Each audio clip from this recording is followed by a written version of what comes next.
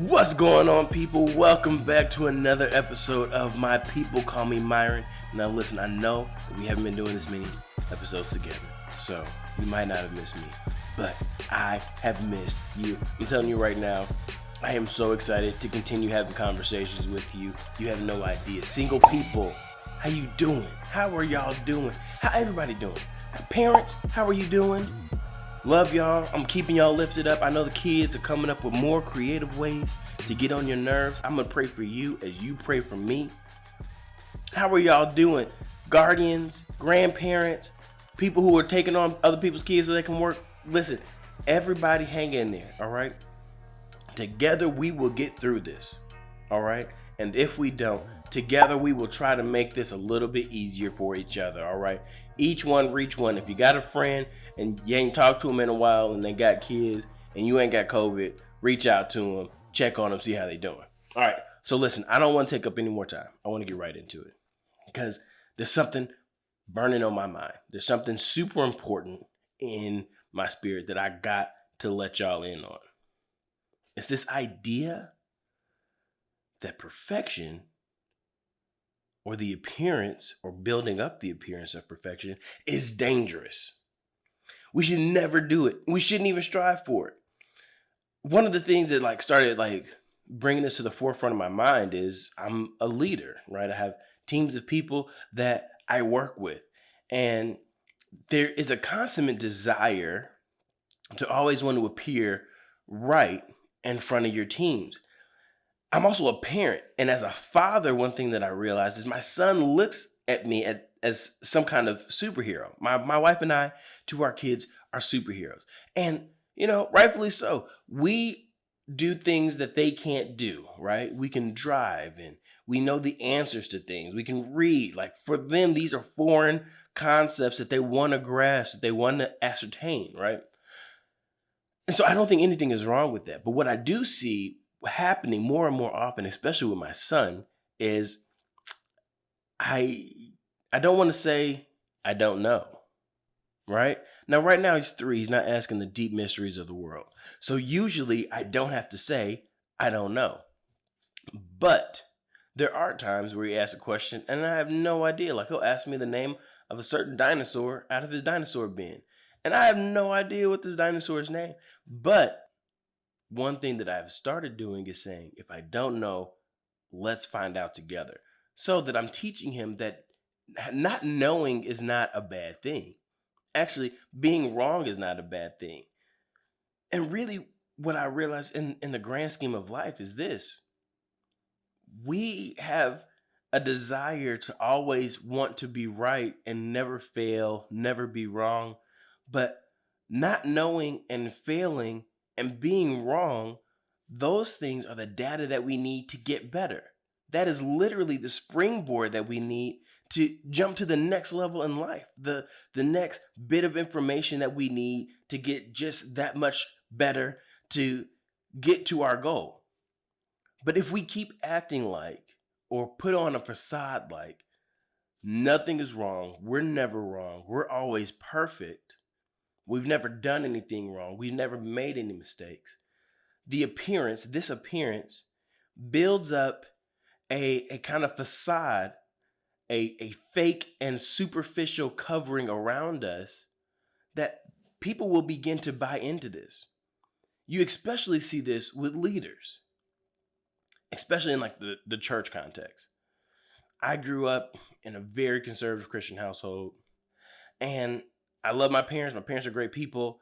And one of the things that I would see often growing up is we would see stories of leaders who had moral failings, or who had made a mistake with the church finances, or people who, even if they weren't church pastors, but they were leaders in the church, had built up this facade as if they were perfect and could do no wrong, and then come to find out they got a whole second family, right? Now, I think the danger with all of that is people had left no wiggle room for their humanity. There's no place in the Bible that you'll ever see a mandate, a commandment, a recommendation to be perfect. You won't look it up. I dare you. If you can find a place where it says, be ye perfect, or any Hebrew or Greek correlation, let me know. I'll say I was wrong. I'll come back with a video saying I was wrong. The only thing the Bible commands us to do is be holy, right? Never asks us to be perfect. Perfection is not within the wheelhouse of humanity. We can't attain perfection. So then where does that leave us as people who are parents and leaders in our appearance to the people that we are leading and serving? It leaves us with a position that we've got to do one thing and one thing only. We've got to do a better job as parents, as leaders, of letting our humanity out. Hey, I don't have the answer, but let's find out together. Hey, I make mistakes, but I will work towards being the best version of myself humanly possible. You see, what I've seen happen when pastors and leaders or parents have moral failings is it can have reverberating consequences, because what ends up happening is people get put on pedestals, and these pedestals are really only supposed to hold one focal point. Our focus and focal point should always be on God. And if we put people in places of high reverence and put them with the expectation that they're going to be perfect, we will always be disappointed. You see, the problem with pedestalizing people is that people do not have the ability within themselves to maintain a position of perfection at all times. It's not possible.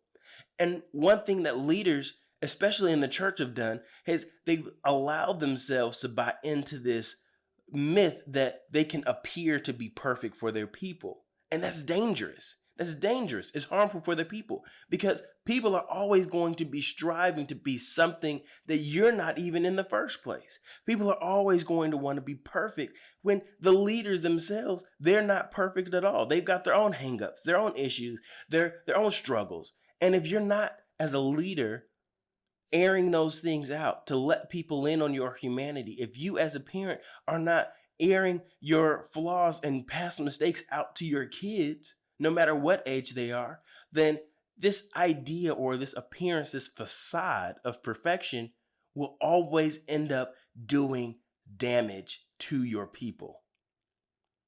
I remember when my parents got divorced and there was a moral failing in my parents' marriage, and they couldn't work it out. And my parents both had their own issues as to why they couldn't stay married. But I know that with my parents, one thing that I had done as a young teenager is I had attached, and all kids do this, especially if you grow up in any kind of religious context, you attach your faith to your parents. And that's what I had done. I had pedestalized my parents, and not to any fault of their own. I don't even think they did it intentionally, but I had put my parents in this place of infallibility. They could never do anything wrong. And really what I understand now is there are many things that leaders and parents do that always give off the appearance of perfection. But so many times when people's humanity comes out to shine, so many people feel hurt or disappointed, disenfranchised. They feel so separated from the faith that they held on to, from the leader that was leading them in that faith. So what am I saying? What's the resolution to this dangerous perfection facade? The resolution is this: we should always do our best to move out of the way to point people's view not to us as a person, not to us as a parent, not to us as a leader, as a pastor, at whatever, with any person with any monicum of influence. The focus should never be on us. But when the person's gaze of the person that we're leading, or our kid, when they're looking at us, we point them to God. We get out of the way and point them higher, right? The view should never just be on us. We've got to move out of the way. We've got to allow for our humanity to shine, because at some particular point, I know that I'm going to say or do something that's going to hurt my kids' feelings, or it may disappoint them. At some particular point, a leader will do something to hurt your feelings, will do something to disappoint you. So what is the resolution? For leaders, for parents, make sure you leave room for your humanity. Get out of the way and point your kids' view to God. Point the people that you serve and lead, point their view to God. The buck cannot stop with you, because you are not capable of living in perfection. For everybody, what is our responsibility as a whole? Our responsibility is to be okay with making mistakes. Be okay with being wrong. Be okay with not knowing. Because we need the data of being wrong or failure or making mistakes to become the best versions of ourselves. Because that's the goal.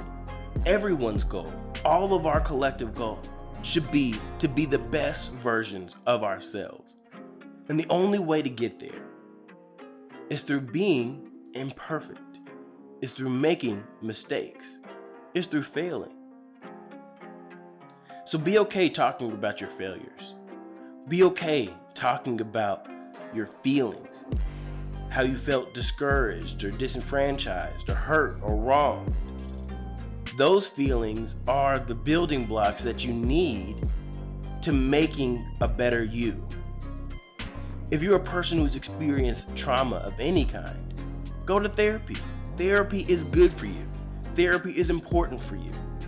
Get with a mental health professional that is going to help to build you up, to let you talk through those feelings and emotions, legitimize those feelings and emotions, and then help you to get better for the future. Listen, I love you guys so much, and I'm telling you this right now. I want you to be the best version of yourself that you can possibly be. And the only way to get there is through failing, but not staying down, not falling and staying down, but getting back up again. I love you so much. Even if I don't know you, I love you. Even if I don't like you, I love you. I'm telling you this right now. My mandate and my calling in life is to love and inspire people. And I'm telling you right now, I love you. If you haven't heard it this week, if you haven't heard it today, if you haven't heard it this month or this year, I'm telling you this right now, I love you. You are valuable. Thank you guys so much for pulling up and tuning in. Listen, if you haven't done it before, like, subscribe, and share in that order. I appreciate you so much. Until the next time we link up, be blessed.